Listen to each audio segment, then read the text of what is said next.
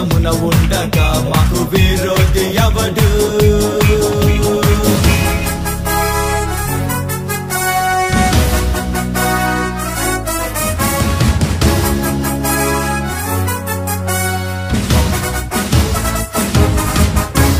మా దేవుని బాహువే తన దక్షిణ హస్తమే, ఆయన ముఖ కాంతియే మాకు జయమిచ్చును.